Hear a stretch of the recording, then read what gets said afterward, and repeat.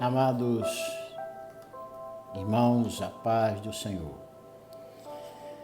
Somos gratos a Deus por essa oportunidade que nos proporciona de estarmos aqui mais uma vez e suplicando aos irmãos as vossas orações a meu favor, a favor da minha família, para que Deus, na sua infinita graça e misericórdia, Ele venha nos ajudar e que essa palavra venha alcançar os corações e ajudar vidas. Amados irmãos, no livro do Gênesis, no capítulo 32, o versículo 6 e 7, nós lemos a seguinte expressão: quando os mensageiros voltaram a Jacó, disseram-lhe: fomos até seu irmão Esaú, e ele está vindo ao seu encontro, com 400 homens.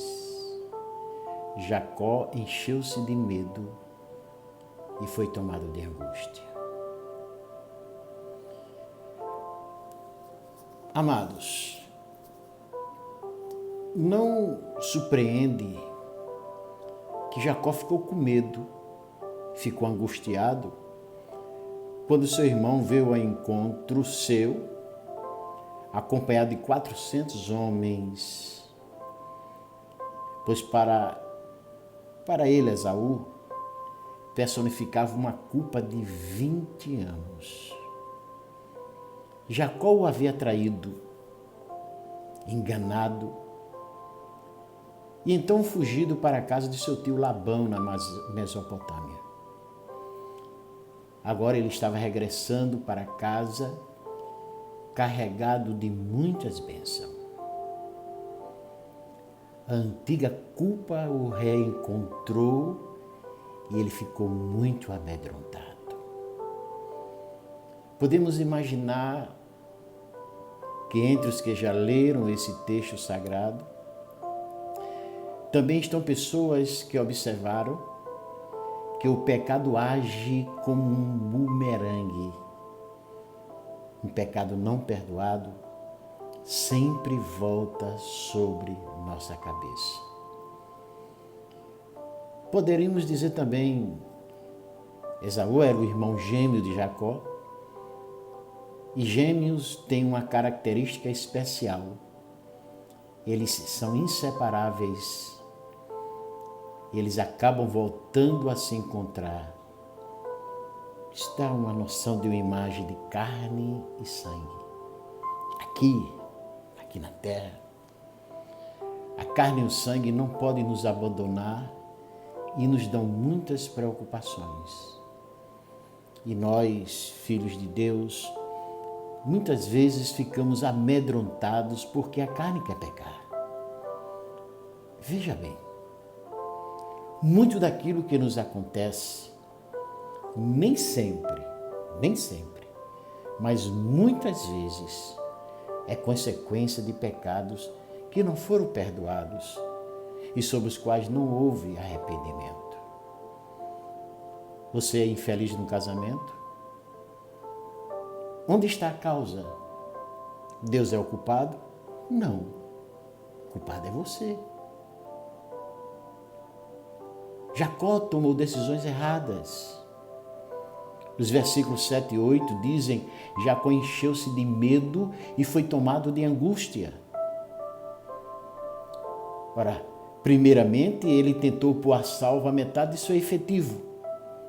Está escrito: então dividiu em 2 grupos todos que estavam com ele, bem como as ovelhas, as cabras, os bois, os camelos, pois assim ele pensou: se Esaú vier e atacar um dos grupos, o outro poderá escapar. Para Jacó, no entanto, tudo isso foi em vão. Ele, com todo o seu ser, com todas as suas posses, precisou ser confrontado pelo juízo de Deus. Irmãos, filho de Deus, por que você ainda tenta se assegurar contra o juízo de Deus? Você não conseguirá se livrar do seu inexplicável medo se não for confrontado com tudo que você possui e com todo o teu ser, diante do juízo do Gólgota, o juízo sobre o seu pecado, para que também você consiga se libertar de tudo. Desculpa. A segunda decisão desesperada de Jacó foi a procura pela graça junto de Esaú sem se humilhar. Ele mandou que seus servos informassem a Esaú: tenho bois, tenho jumentos, tenho ovelhas, cabras, servos e servas. Envio agora esta mensagem ao meu senhor para que me recebas bem. Está inserido no versículo 5. E aí, Esaú? Por acaso ele respondeu da seguinte maneira: meu querido irmão, está tudo bem, você está perdoado? Perdoado? Foi assim? Não foi assim. Jacó não recebeu resposta alguma, mas os servos informaram: fomos até seu irmão Esaú e ele está vindo ao seu encontro com 400 homens. Posteriormente, depois que Jacó se humilhou perante Esaú e se curvou 7 vezes diante dele, nós lemos em Gênesis 33, versículo 4, mas Esaú correu ao encontro de Jacó e abraçou-se ao seu pescoço e o beijou, e eles choraram. Queridos irmãos, a graça só se torna efetiva após a humilhação. A graça de Deus não é algo banal. Ela é um dom imerecido para aqueles que o demonstram curvando-se e humilhando-se. Humilhando-se do quê? Do pecado e da culpa. Meu irmão, minha irmã, quem vive com medo e dificuldades, com medo diante da vida e diante da morte, quem está infeliz em seus negócios, em seu casamento, quem está com medo de Esaú que se aproxima ameaçadoramente, venha e se humilhe debaixo da poderosa mão de Deus e Ele lhe exaltará. Curve-se diante dele com arrependimento. Jacó se curvou depois 7 vezes, cujo significado é total e completamente. No entanto, ele toma mais uma decisão inútil. Ele tentou substituir a humilhação por meio de uma conquista. Ele preparou um grande presente para o seu irmão. Está em Gênesis 32, do 13 ao 15. Foi um presente gigantesco. Porque ele pensava, aí no verso 20 está escrito, Jacó, pensando, eu apaziguarei com esses presentes que estou enviando antes de mim. Mais tarde, quando eu vir, talvez me receba. No entanto, meus irmãos, nem com esse presente ele conseguiu realizar a reconciliação. Foi necessário que ele se curvasse. Você que talvez sinta ser muito justo e piedoso, você acha que com sua justiça e piedade consegue a reconciliação com Deus? De modo algum. Somente aquele que confirma a sua própria falência junto à cruz do Gólgota, em Jesus Cristo, encontra a graça do Senhor. Na aprovação do reencontro com seu irmão Esaú, qual foi o resultado da ação de Deus em Jacó? Socorro na angústia. Isso é claro quando nós lemos Gênesis 32, dos versículos 22 a 24. Aí nós podemos ver, primeiramente, Deus desenvolveu em Jacó a fé somente em sua palavra. Durante todos esses anos, Jacó já havia crido no Senhor, mas também acreditava em sua própria capacidade, em suas habilidades, em sua inteligência, em sua força. Agora, no entanto, quando tudo escapava de suas mãos, quando a sua capacidade não podia mais ajudá-lo e ele tremia de medo diante de Esaú, aí ele começou a orar. Em suas orações ele falou 2 vezes: ó Deus de meu pai Abraão, Deus de meu pai Isaque, ó Senhor que me disseste. Está no versículo 9.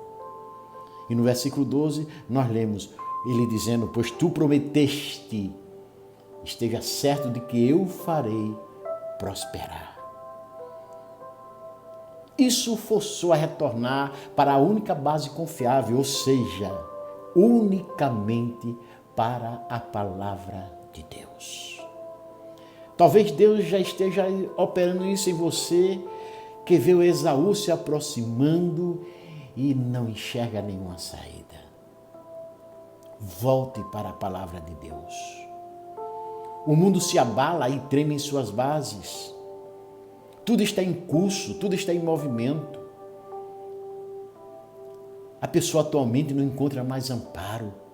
Aqui, porém, há amparo. Aqui há um fundamento eterno. Feliz é aquele que crê unicamente na palavra. Para nós, filho de Deus, isso proporciona uma santa e límpida calma nessa época tão tumultuada.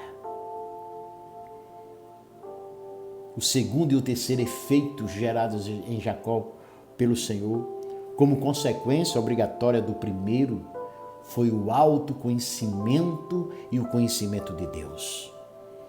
Pois em Gênesis 32:10 ele reconheceu: não sou digno de toda a bondade e lealdade com que trataste o teu servo.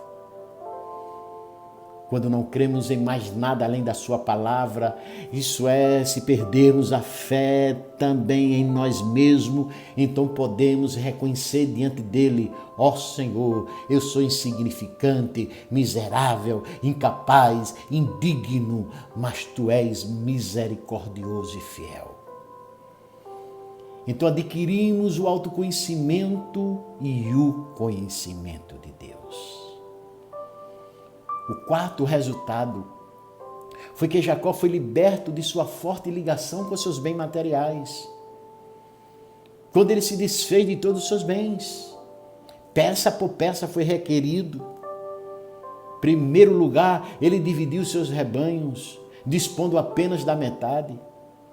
Então ele separou ainda mais um presente para Esaú. Depois ele largou tudo isso e permaneceu apenas com a sua família. No entanto, o Senhor agiu ainda mais na vida de Jacó. Isso é o quinto resultado, a libertação das suas criaturas. O sol se pôs e ele levantou-se no meio da noite. O verso 22 diz que ele tomou suas 2 mulheres, suas 2 servas e seus filhos. Ele se dispôs a largar tudo, mas não as suas mulheres e filhos. O Senhor, porém, o oprimiu ainda mais, porque desejava se encontrar com ele. Aí no versículo 23, Jacó ainda estava amarrado, pois o relato bíblico diz: depois de havê-los feito atravessar o ribeiro, fez passar também tudo o que possuía. O sofrimento aumentou. O nível da água subiu também em sua alma. Jacó sabia: Esaú está se aproximando. Também suas criaturas, suas mulheres e filhos não podiam mais socorrê-lo. Ele necessitava de algo maior. E entre eles foi então plantada profeticamente a cruz do Gólgota, pois no versículo 24 consta: e Jacó ficou sozinho. Veja, meu irmão, minha irmã, é isso que o Senhor deseja operar em você. Ele deseja que entre você e o lado de cá, entre você e a criatura, esteja a cruz do Gólgota. De modo que comecemos a falar como Paulo: quanto a mim, que eu jamais me glorie, a não ser na cruz de nosso Senhor Jesus Cristo, por meio da qual o mundo foi crucificado para mim e eu para o mundo. Amanhã, na próxima reflexão, se Deus permitir, daremos continuidade. Que Deus em Cristo continue vos abençoando. A graça de nosso Senhor e Salvador Jesus Cristo, o grande amor de Deus, o nosso Pai, a comunhão e as consolações do Espírito Santo permaneça com toda a igreja desde agora e para sempre. Amém.